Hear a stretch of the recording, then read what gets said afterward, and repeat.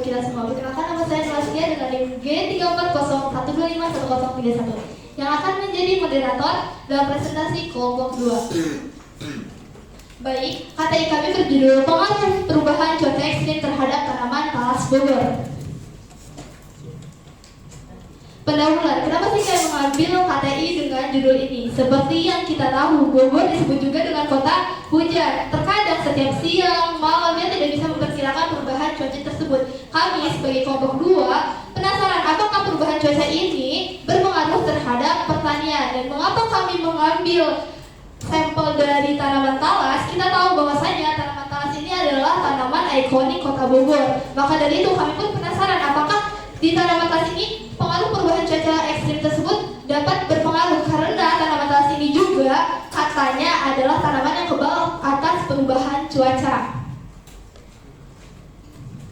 Baik, rumusan dari masalah kami adalah mengapa perubahan cuaca ekstrim berdampak terhadap Talas Bogor dan bagaimana sih perubahan cuaca ekstrim berpengaruh terhadap Talas Bogor. Dan tujuan penelitian kami adalah untuk mengetahui penyebab dari dampak terhadap Talas Bogor itu sendiri, dan yang kedua untuk mengetahui pengaruh apa sih terhadap Talas Bogor itu.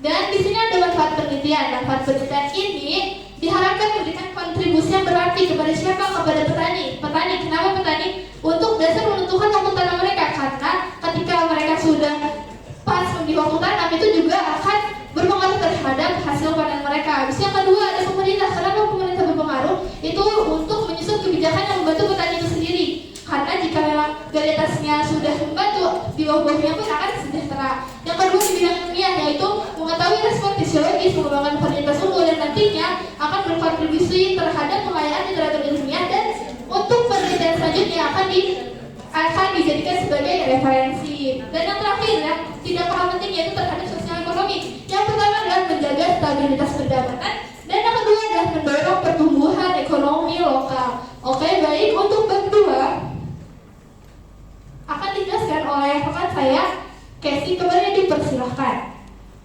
Baik, terima kasih atas kesempatannya. Perkenalkan, aku Kesyara Josafina dengan NIM A14012511057. Di sini aku akan memaparkan bab 2 kajian pustaka. Yang pertama ada definisi pengaruh. Pengaruh adalah kemampuan suatu faktor atau kondisi untuk mengubah, membentuk, mengarahkan perilaku, sikap maupun hasil dari suatu proses. Pengaruh dapat bersifat langsung dan tidak langsung. Kalau pengaruhnya secara langsung, di mana variabel independen secara langsung mempengaruhi variabel dependennya. Sedangkan kalau pengaruh secara tidak langsung itu, variabel independennya tidak secara langsung mempengaruhi variabel dependennya, tetapi mempunyai variabel yang lain. Lalu yang kedua ada pengertian cuaca. Cuaca adalah kondisi fisik atmosfer di suatu tempat dalam rentan waktu tertentu. Cuaca melibatkan unsur-unsur seperti matahari, suhu, tekanan udara, angin, dan kelembapan. Dalam konteks pertanian, cuaca itu sangat penting karena jika cuaca tidak baik, maka petani bisa rugi 100%. Next. Selanjutnya adalah pengertian cuaca ekstrim. Cuaca ekstrim adalah kondisi atmosfer yang menyimpang secara signifikan dari keadaan normal dalam hal intensitas, frekuensi, atau durasi. Dampak cuaca ekstrim itu bisa dirasakan oleh seluruh lapisan makhluk hidup, dari manusia, tanaman, dan hewan. Lalu selanjutnya adalah penyebab perubahan cuaca ekstrim. Fenomena ini muncul karena ada ketidakseimbangan energi dalam sistem bumi, yaitu sistem lautan, atmosfer, maupun permukaan tanah. Tapi aktivitas manusia juga bisa menjadi salah satu penyebab cuaca ekstrim, seperti membuang sampah sembarangan, penebangan hutan, dan juga pembakaran hutan. Nah, apa sih dampak cuaca ekstrim itu? Dampak cuaca ekstrim yang tadi aku bilang bisa dirasakan oleh seluruh lapisan makhluk hidup. Kalau untuk lingkungan bisa memicu bencana alam seperti banjir, longsor, angin topan, dan lain sebagainya.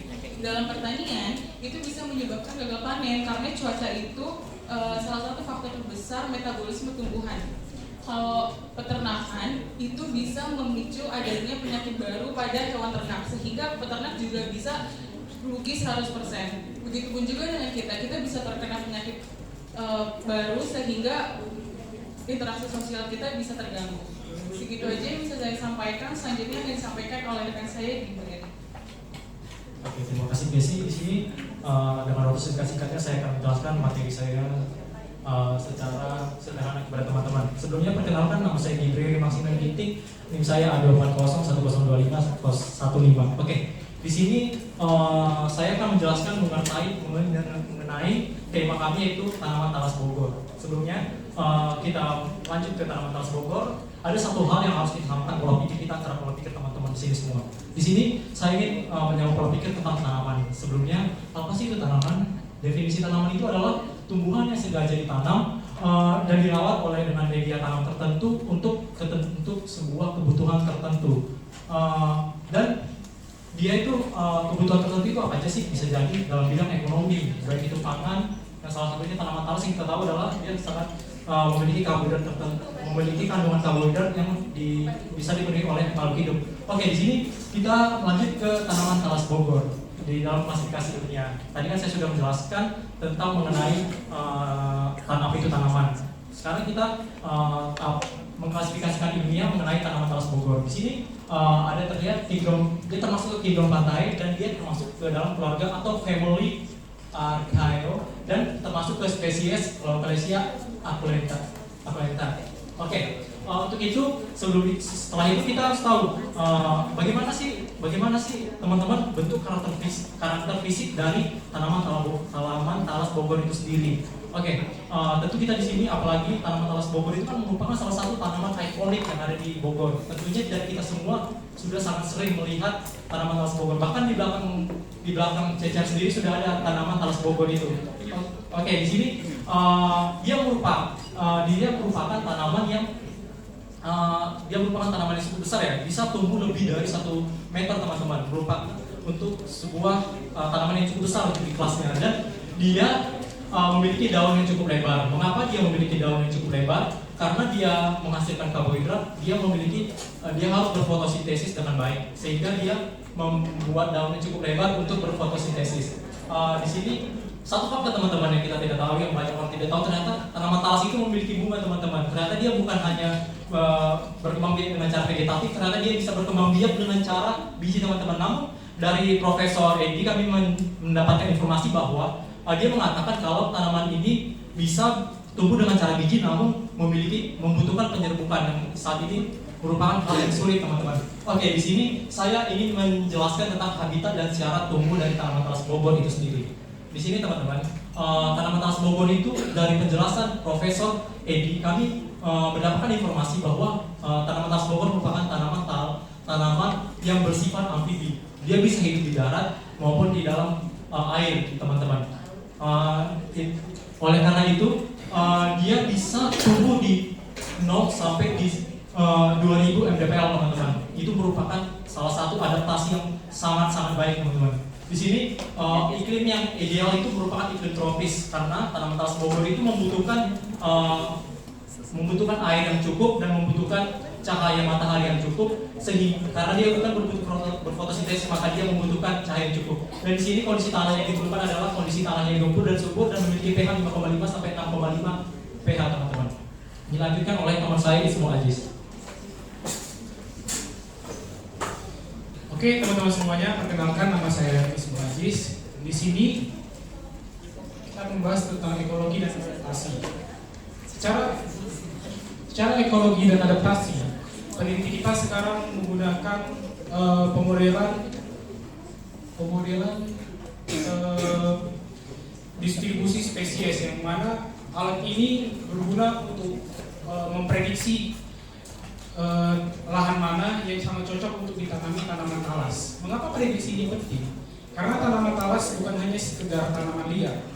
Tanaman talas juga bisa juga dijadikan alternatif pangan selain beras.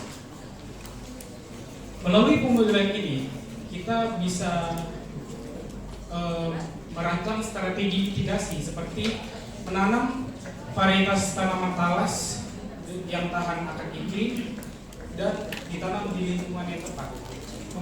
Kemudian secara nilai sosial dan ekonomi, tanaman talas bisa juga diibaratkan sebagai emas hijau. Mengapa disebut demikian? Karena yang pertama, tanaman talas adalah berkemungkinan besar menjadi alternatif pangan selain beras. Yang kedua, nilai ekonomi jual talas ini sangat tinggi, yaitu bisa digunakan untuk bahan baku tepung dan cemilan dengan nilai jual dan kompetitif. Yang ketiga adalah tanaman talas menggunakan prinsip zero waste, yang mana di seluruh bagiannya itu dapat dimanfaatkan untuk pakan ternak dan kompos. Kemudian lanjut.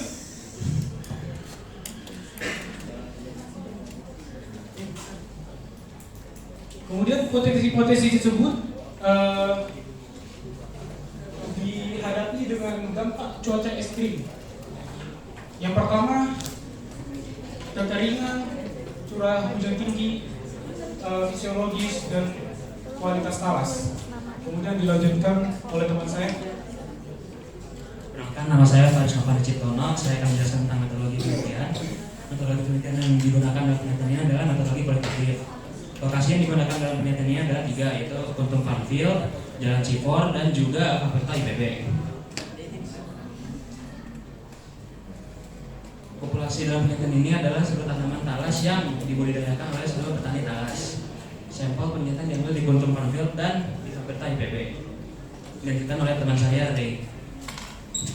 Baik, terima kasih. Perkenalkan, nama saya Muhammad Abdillah dari A2401 dari 1037. Di sini saya akan menjelaskan tentang metodologi penelitian, yaitu terkait variabel penelitian. Di mana variabel penelitian adalah variabel atau faktor-faktor yang untuk mengetahui ada hubungan di bagian di unsur-unsur yang kita teliti. Nah, itu ada 3, yaitu variabel bebas, variabel terikat, dan variabel kontrol. Nah, variabel bebas adalah variabel yang dapat diubah ukurannya. Misal dari kita itu ada perubahan cuaca ekstrim, di mana suhu, terus perubahan kondisi cuaca itu dapat diubah. Terus variabel terikat itu variabel yang dipengaruhi oleh variabel bebasnya. Nah, itu dari kita sendiri itu ada kualitas pada tanaman talas Bogor, misal dari tumbuhannya, terus kualitas tumbuhannya bagaimana, terus variabel kontrol, di mana variabel kontrol itu ada kondisi lingkungan dan pemberian nutrisi yang harus bersifat konstan agar tidak mempengaruhi penelitian kami. Terus instrumen penelitian menurut Satori itu ada penjelasannya di depan. Nah, dengan penjelasan tersebut kami mengambil efisiensi instrumen yang langsung turun ke lapangan atau observasi ke petani, dan juga melakukan wawancara kepada para dosen ahli serta melakukan kuesioner. Nah, teknik pengumpulan data itu kita melakukan 3, yaitu observasi lapangan secara 3 minggu berturut-turut dengan tanaman dari hingga tumbuh sampai tumbuh. Terus wawancara kepada 2 dosen, yaitu Prof. Edi Santosa serta Ibu Dr. Insinyur Dini, dan kuesioner kepada mahasiswa IPB dan masyarakat umum, serta prosedur penelitian ada tahap persiapan, tahap pelaksanaan, tahap analisis, dan tahap pelaporan. Terima kasih. Halo, nama saya Alvan Jakbar dengan NIM A20151205. Ini adalah hasil observasi dari kelompok kami. Terus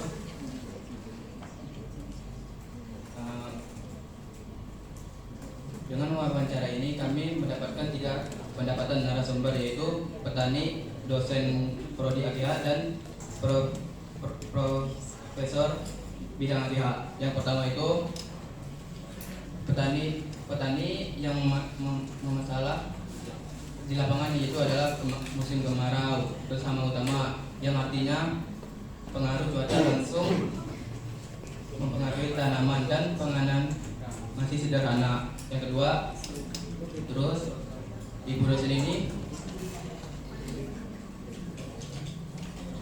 adalah suhu tinggi yang intinya yaitu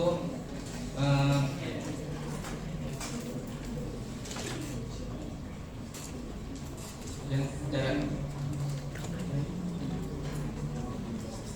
terus profesor ini menjelaskan bahwa talas kuat tetapi tetap butuh pengolahan yang baik. Nama saya Muhammad Krisna Yuda, NIM A240125118. Singkat saja, dari ke-6 slide ini saya simpulkan survei kami menyimpulkan bahwa banyak masyarakat masih mengira bahwa curah hujan yang tinggi akan mempengaruhi positif terhadap tumbuhan tanaman talas Bogor. Yang realitanya curah hujan yang tinggi dan kekeringan ekstrim itu sangat mempengaruhi pengaruh negatif terhadap tanaman talas Bogor berikut. Sudah sekian.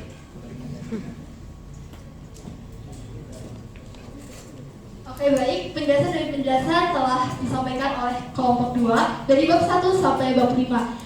Saya tambahkan antara saran dan masukan.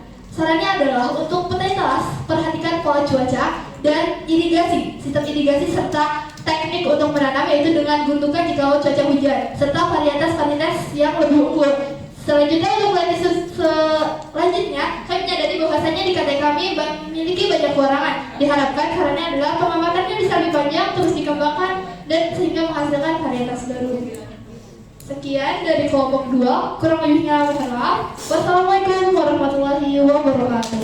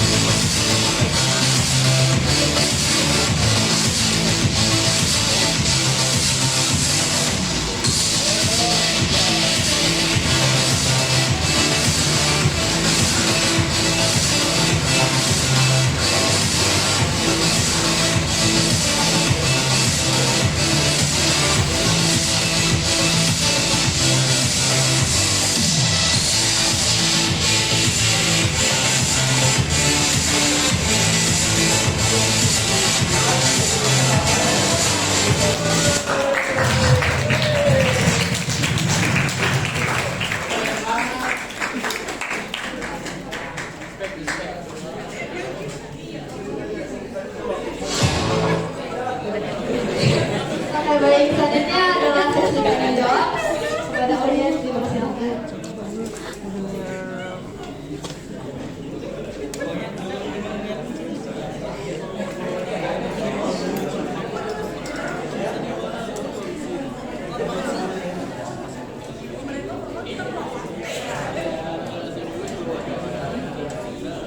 Mungkin dari Ibu dosen apakah ada saran